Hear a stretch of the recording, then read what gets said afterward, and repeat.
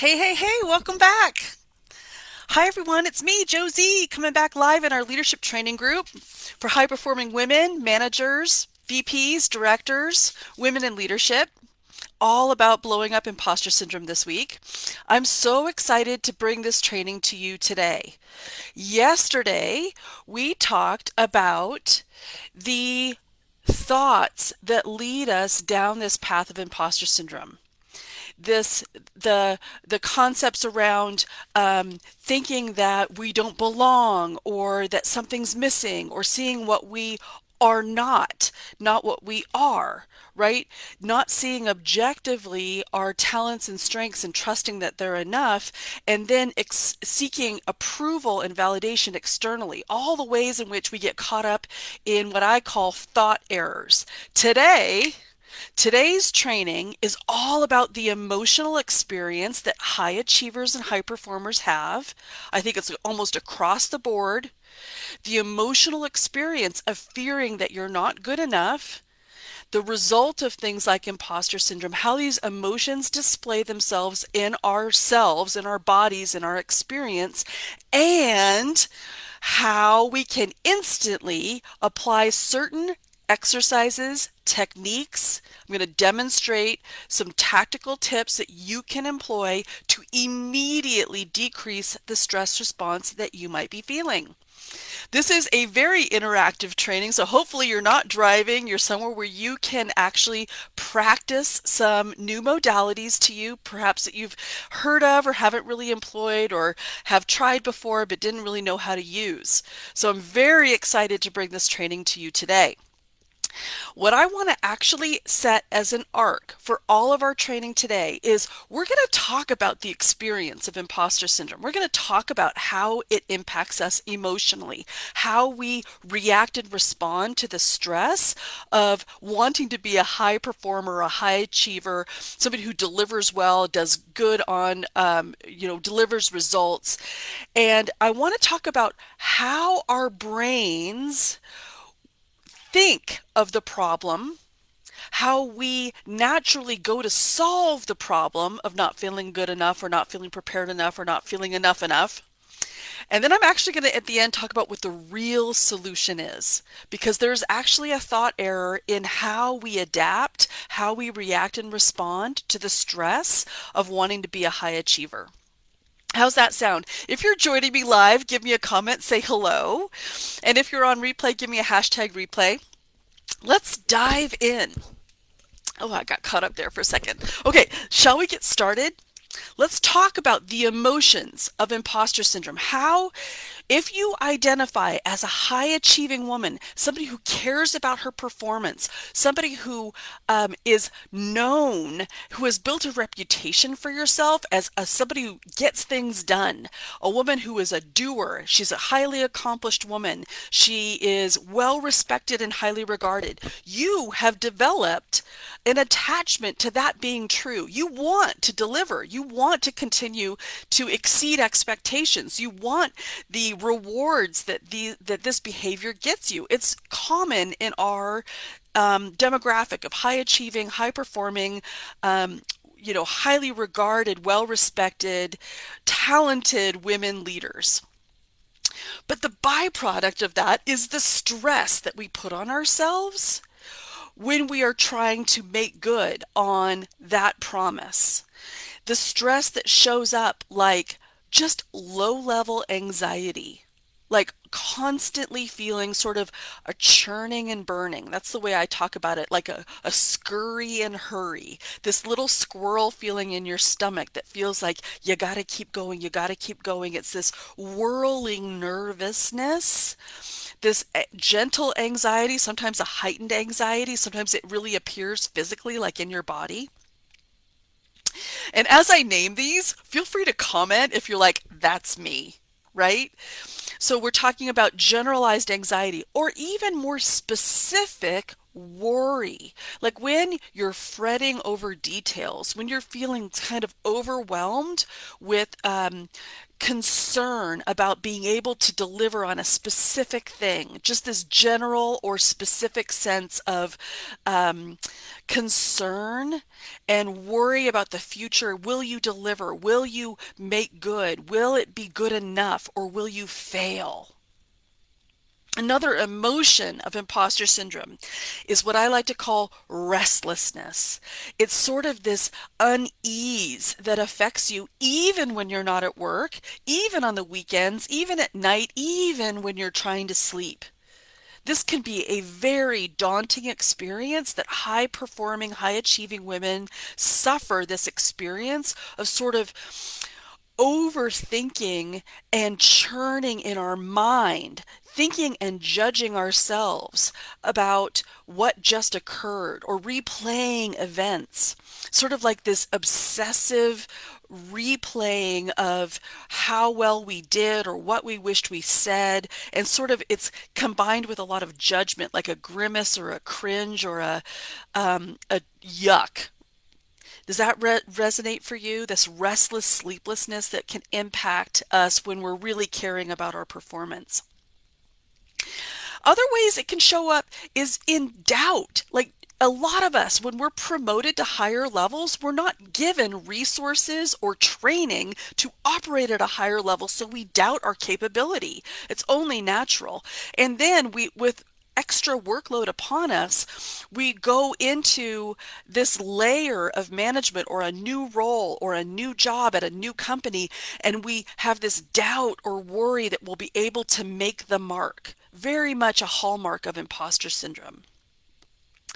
Sometimes it can bring us into very tormenting, heightened emotion, like loathing, like where we just hate on ourselves, where we're just disgusted with something that we did or said, or feel absolutely repelled about a memory of something that how we performed, especially if it's around public speaking.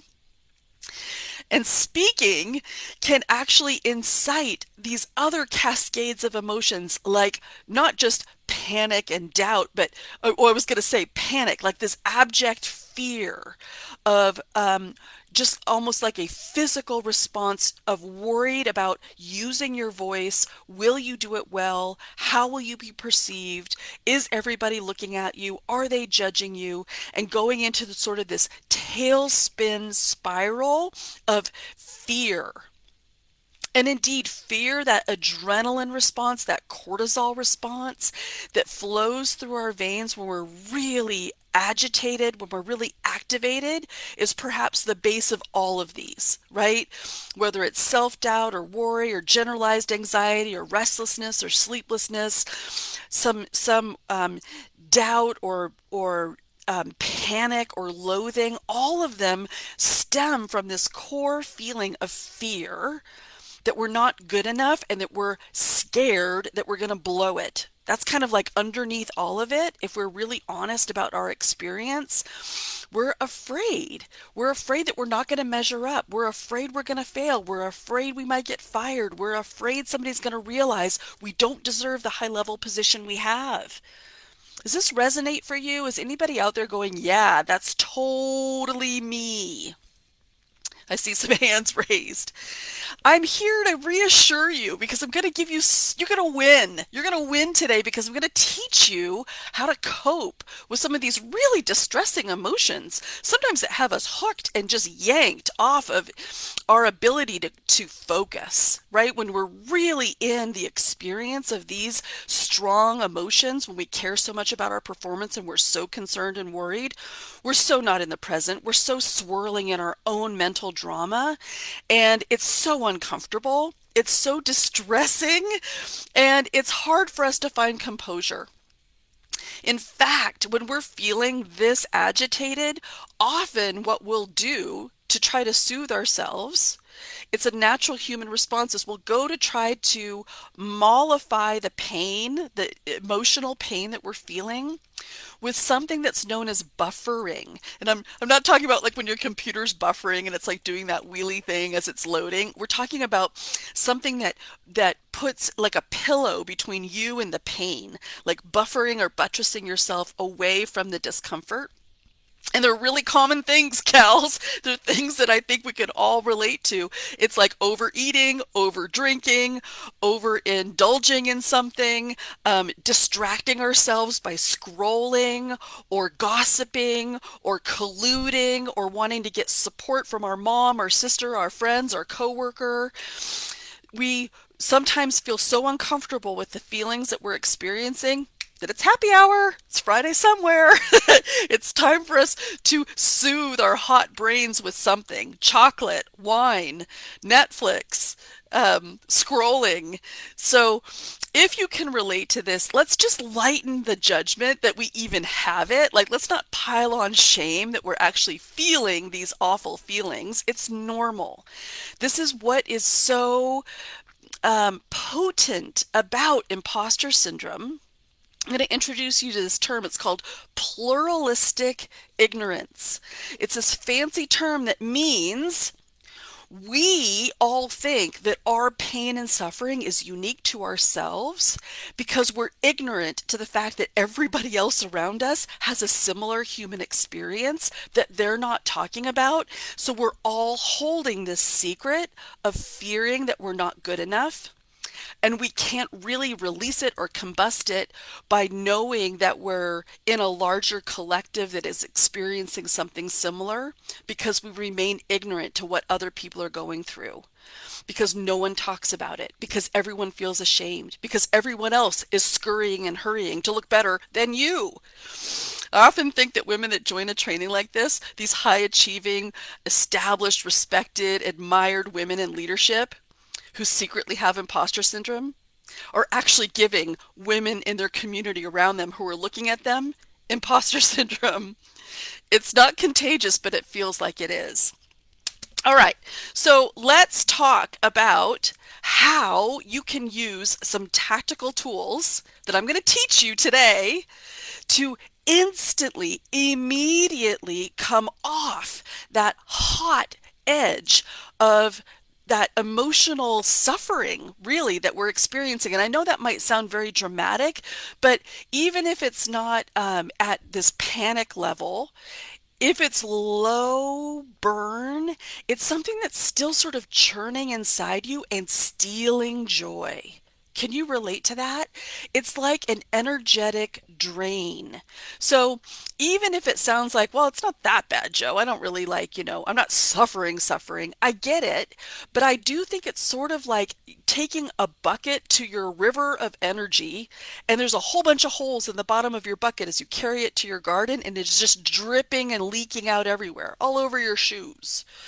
When we do not have composure and we're not capable of managing this emotional state that we're experiencing, it's like drawing water in a leaky bucket, and it's inefficient, and it's doesn't solve anything. If we just go scooping up more buckets of water, thinking if only we just try harder, work harder, get up earlier, get on top of the details, somehow find more hours in the day, we'll be on top of everything and this feeling will diminish. It's faulty thinking because our bucket is leaky. Does that resonate for you? It's our bucket is leaky because we're chasing the wrong thing. We're thinking that the answer is that we need to do more. And that's not the answer, but we're going to get to that in a second. What I want to lead off with right up here at top is the actual practices that you can employ to reduce your stress, like in an instant. Some of them might sound very cheap and easy, like, oh, I already know that one, I roll. Others might sound a little woo-woo, and you're like, I don't know so much about that. Or maybe there's some that you've heard that you'd like to try. This is your opportunity to practice some of these tools. I'm going to give them to you now. You ready? The very first one that I love so much, that everyone does, that's invisible and free, is breathing.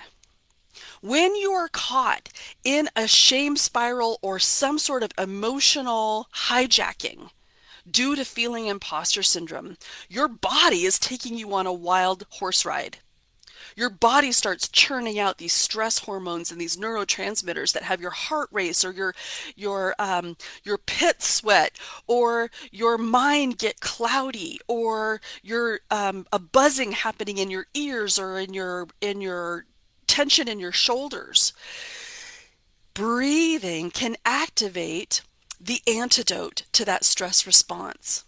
Deep breathing that activates the vagus nerve by using your diaphragm, the big muscle over in your core, can activate the soothing antidote to cortisol stress response. And so it's very simple. I'm going to teach you today the tactic that I teach all my clients right up top at the beginning of our work together.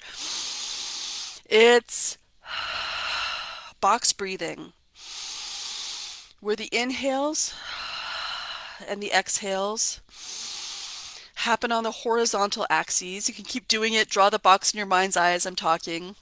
And the horizontals are the spaces in between.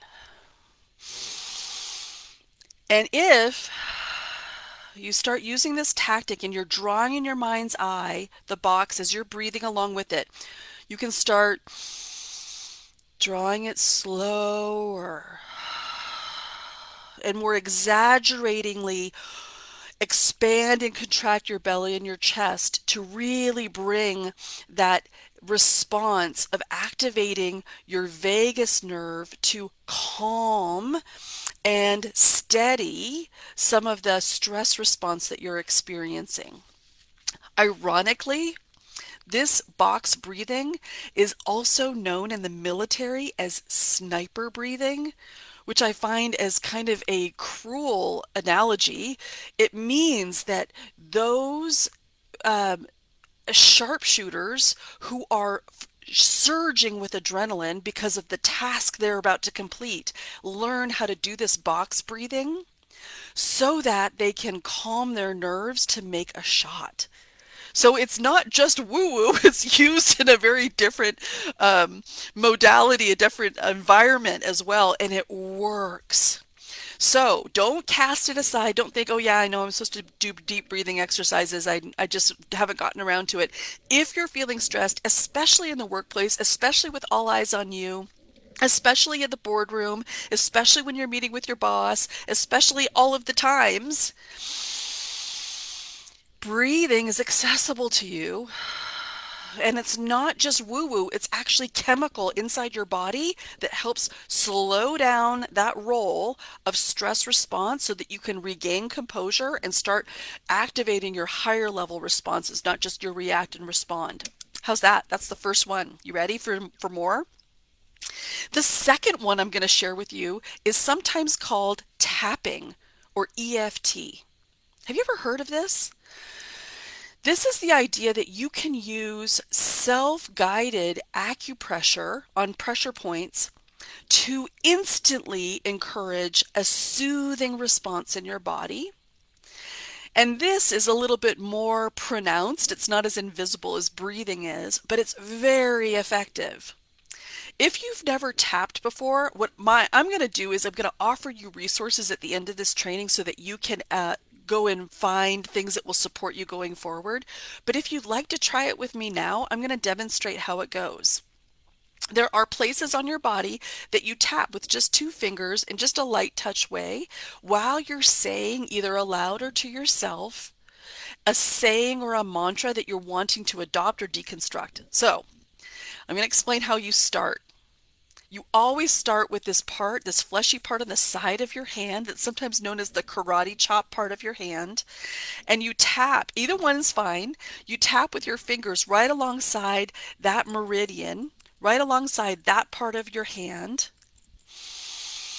as you set your intention. And this you only use this karate chop part of your hand when you're tapping at the beginning, only once.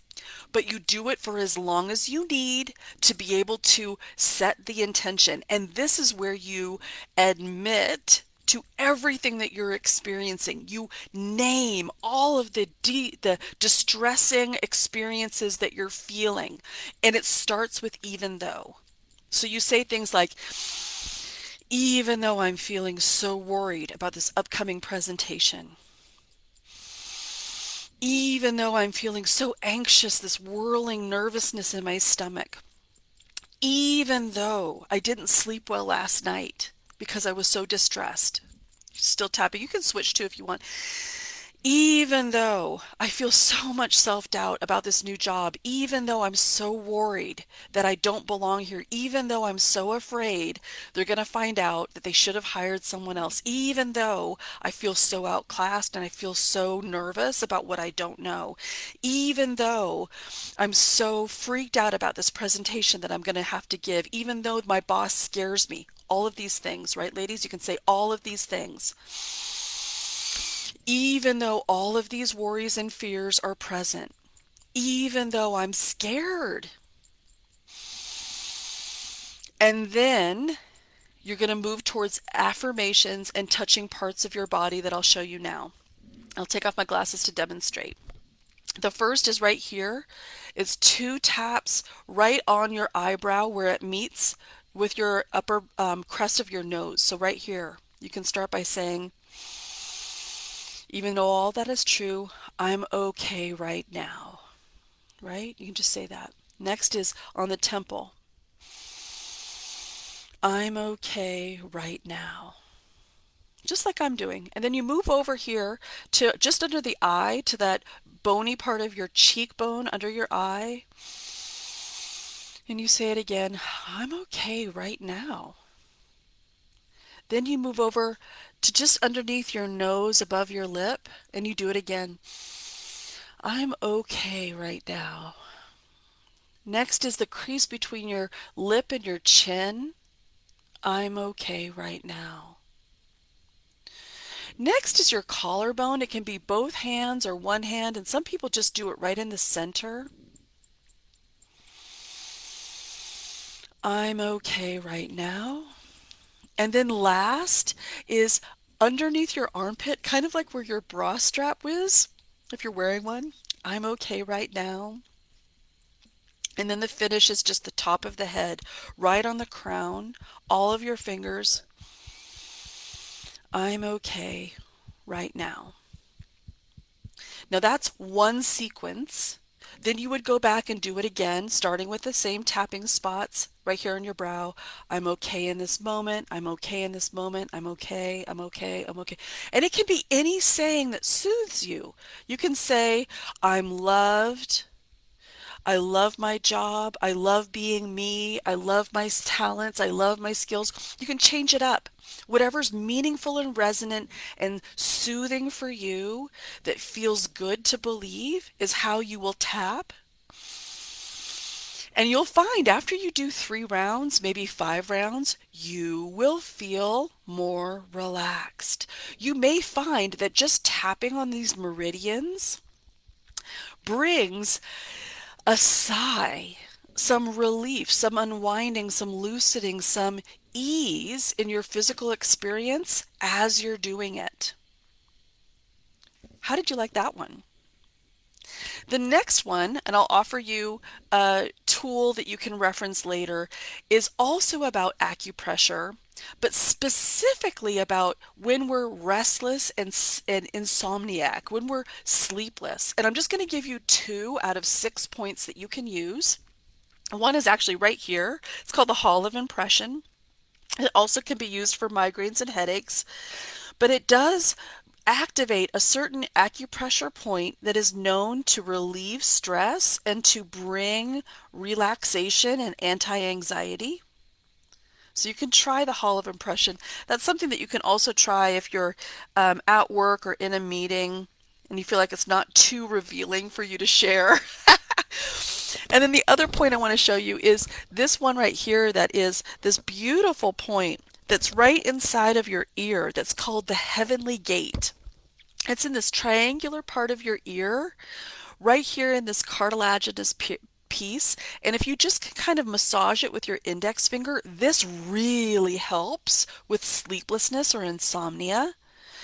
And I use this all the time if I'm rolling over in the middle of the night and I waken myself up with distressing thoughts or just a stressful response, massaging these areas in my ear or here on the front of my forehead can help bring a relaxation response that helps me ease back to sleep.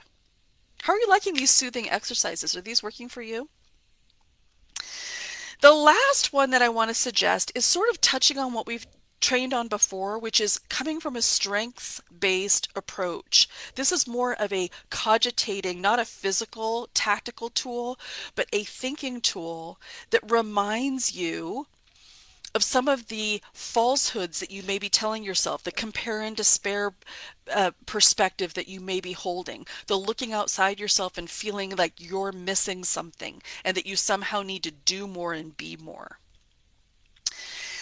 I want to explain now how our brains naturally have been trained to take us down a problem-solving route that is only somewhat effective and the actual solution that is the answer.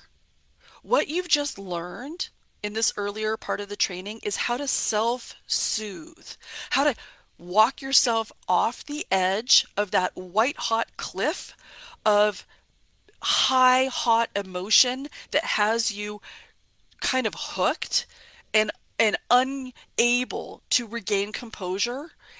It's all about you calming yourself, soothing yourself, and bringing yourself back to center. But once you have achieved calming yourself, your brain is going to want to try to solve for the problem that it feels before you. You're thinking to yourself, that's all well and good. I'm glad I can relax, but what about my mountain of email or the project that I have due or this huge, thing that I need to produce or this public speech that I need to prepare that has me nervous? What we generally think of about our stressful problems, if we're high achieving, high performing women who suffer from imposter syndrome, is that we need to do more. We feel like the mountain of tasks is an absolute call to action to do more. We think the solution is for us to improve on our weaknesses, to get busy and to get into action and to really start hacking it out, grinding it out, accomplishing tasks. Does that resonate for you? Or you're like, that's totally me? This is where you sometimes tell yourself, if I just had one day to get on top of everything, if I had one day to clear out my entire desk, if I had one day to clean out my entire inbox, if I just had one day, I could get on top of all of the things. This is where we wish for more time because we think that it takes more achievement to resolve the stress that we're feeling. We think that we need to accomplish to reduce the circumstances that are giving us stress. It's a natural response. And so our process is hurry up, get on top of it. Strive, struggle, prove, scurry, hurry, learn more, do more, race around, multitask. But this is actually a falsehood. You know this doesn't work if you have been doing this for a certain period of time and you haven't found relief. If you still always feel like you're under the pile, if you're always struggling, if you always feel this sense of self-doubt like you're not enough, that you need more time, that you somehow are missing a skill or missing something that if only you accomplished more, you would feel better. You know it's a falsehood because you've been believing that for a really long time. You're super capable. If you could figure it out with more doing and more action, you would have. That's why this is a path to nowhere. But we stay on the path because we don't know what else to do. But unfortunately, the result of rinsing and repeating the same actioning, overdoing, overworking, working hard, working late, working more, multitasking, do, the result is that actually nothing changes. This is hard news. It means you just sort of adapt to the stress of your life and stay buried and keep working, keep overworking, and that you hope that somehow with hope and time, there will be some incremental change. But it doesn't add up. It just doesn't work. Consider how long you've tried this strategy And has it ever worked? Have you ever felt like you could go on vacation? No problem. My inbox is empty. When I come back, it'll be totally easy. No, it's because we're coming at the problem in the wrong direction. We're coming at it like the person running at an elephant that needs to be eaten, ready with their mouth open, ready to start chewing, right? Like, well, we better get busy. Better just eat this elephant as fast as we can. Of course, it's impossible, but I don't know what else to do, so I better just get busy. It's a distortion, or it makes us feel better actually to stay in action. It's one way that we actually pacify the stress is by at least doing something, right? That sometimes makes us feel more assured, even as it doesn't get us ahead. Does that make sense? Can you relate to that? So now I'm going to tell you the actual solution. And it's a little bit triggering at first, but if it can solve your problem, you're going to want to know about it. The actual solution is to let go of the reins of doing and whirling and swirling and achieving and tasking. It's actually taking a break from all of the task accomplishment and employing instead a different modality, a different style that will bring you quantum leap results. It has you see this as the bad habit, the whirling and swirling and the scurrying and the hurrying and the tasking and the always multitasking and doing. It's a bad habit. And instead, you're going to come into concert with what your talents are, what your strongest self-concept is, what your true positive self-belief is in your strengths. The real solution to your problem of having this fear of not being enough is solving by leveraging your strengths. It's by coming into absolute clarity, a very clear grasp, absolute focus on what you're good at, where your brilliant natural strengths lie, and leveraging those to the max. You stop worrying about where your soft spots are, what you're not good at, what you think that you need to improve, what you think you just need to pour more time and attention on, and instead you let go and you focus on a strengths-based approach where you stop fixing what you think you need to fix that is wrong inside you, because there is nothing wrong. This is the way that all great leaders get results, is they focus on their strengths. And then from that space, even though it's distressing, even though there's a mountain of work, even though you want to go attack it, even though you feel bad for not being better, for not being somehow more accomplished, from that space where you feel like you're able to feel the discomfort, you start to learn skills to leverage your strengths and involve other people and see yourself for the leadership version of you that you are, and stop worrying about the leadership version of you that you are not. Remember, you only worry about what you are, not what you are not. You're not comparing yourself to all the other flowers in the garden. You are just blooming. I can teach you this. It's radical because you start seeing things differently and you start trusting yourself more and you start seeing that there isn't failure to fear. There's only potential for you to maximize. It's radical because the changes that happen, you're still you. You don't change your personality. People will still recognize you as a high achieving, high performing, go getting kind of woman, but there'll be a calm to you when you release the reins on things you think you need to do to fix yourself and accept yourself for the amazing skills that you do have and the strengths that you have that you are. This is more strategic. This is more constrained. This is more restrained in how you spend your energy. This is more thoughtful. This is more of a planned approach.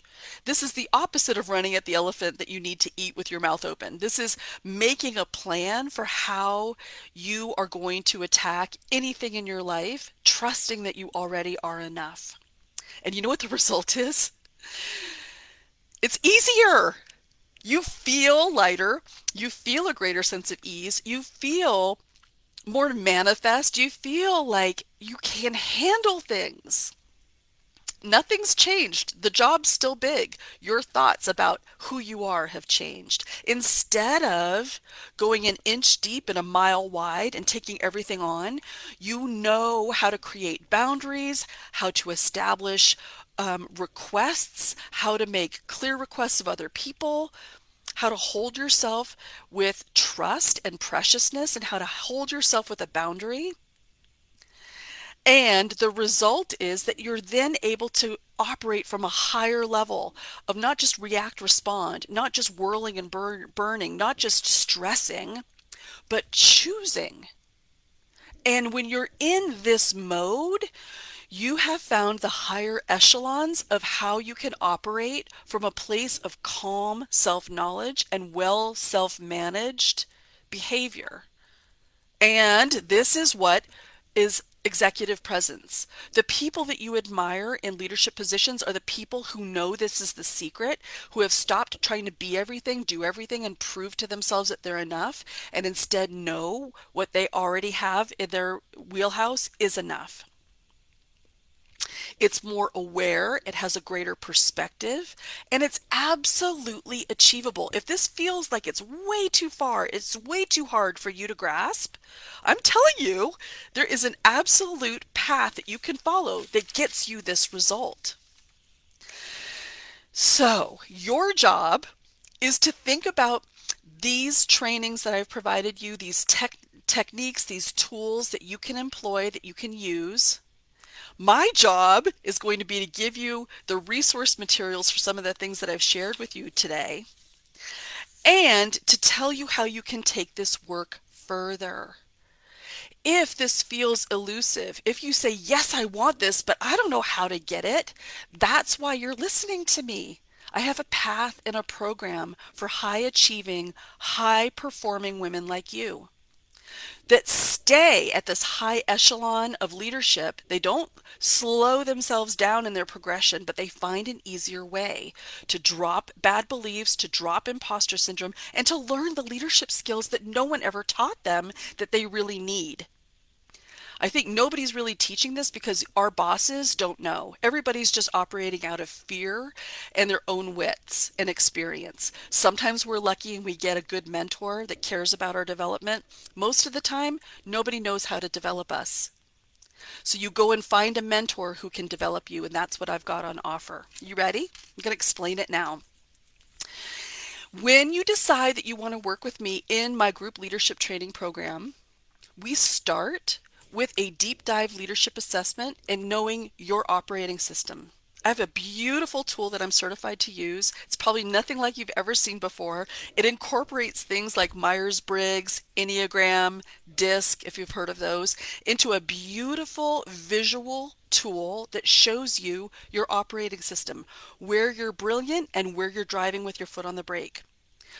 When you join my Completely Confident Leadership program, you get this assessment and you get a deep dive coaching session with me to illuminate you to you so that you can see all of your brilliance. And this is the map that we use throughout our program. And it's awesome. When you join, you instantly get access to our members only area. It's 30 years of my curriculum modularized and distilled into weekly lessons. You have access for life, and you start with one lesson a week that I take you through sequentially, a digestible 30-minute topic that you learn and that you practice for a week and that you get coached on in our small group coaching format. Once a week, we gather into a small forum where we integrate the lessons, we get coached, we bring our resistance or our hesitation or our confusion about the lesson and get coached directly so that we are able to really implement the learning, not just passively read about it or listen to a podcast, but really integrate and incorporate it into our life's experience, our certain circumstances.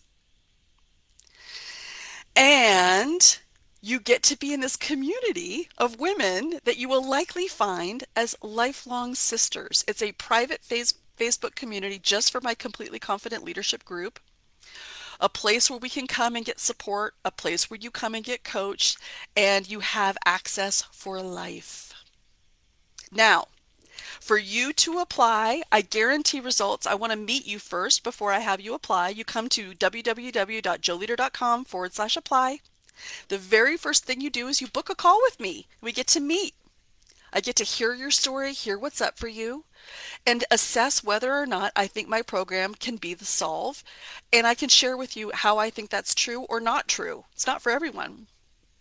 And if you decide to get started, you can get started right away. If you book a call with me before the end of this coming weekend, before Sunday night, there are two juicy bonuses because I reward action takers, women who know what they want, women who are willing to go for it. I want to know who in my community is ready to book a call with me and is like, I'm in. Let's talk, Joe. You haven't committed yet. You're just going to meet with me by going to joeleader.com/apply.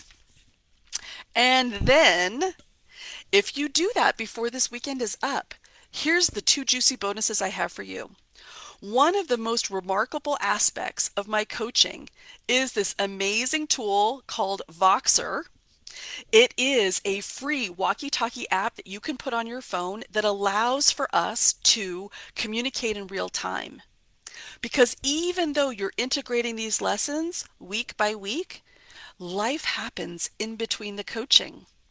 So if you have access to me and my brain and my perspective in the moment, as you're about to go meet with your boss, as you're about to go make a big request, as you're about to do a big presentation, if you're experiencing something that sends you down a spiral of those uncomfortable emotions, it is an amazing gift to be able to have a lifeline to your coach who can help steady you and remind you of what you know, offer you another perspective, and get you on your way.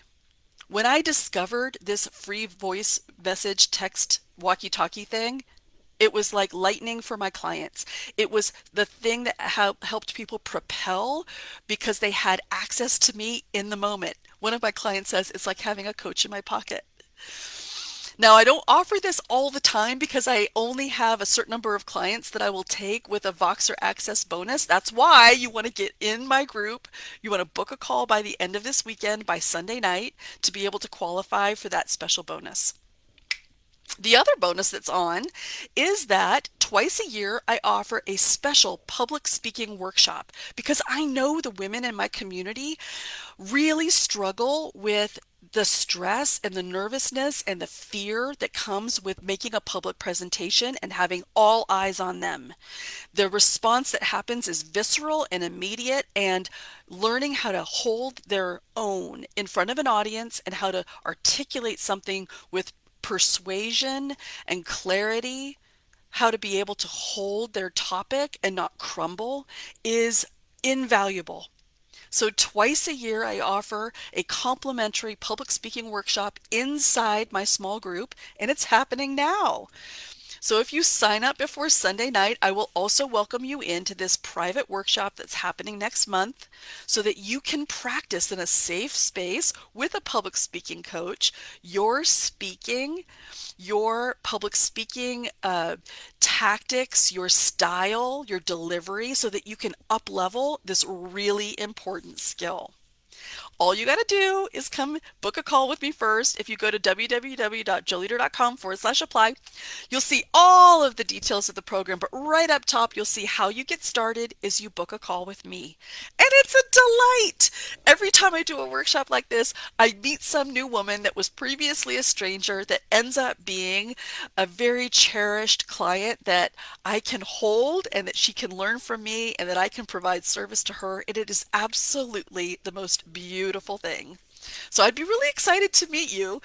Just come to my website. It's joeleader.com/apply, and that's how you book a call with me. If you book a call before Sunday night, you qualify for the two special bonuses. That's the coaching in the moment, the voice and text messenger access so that you can be able to have a coach in your pocket.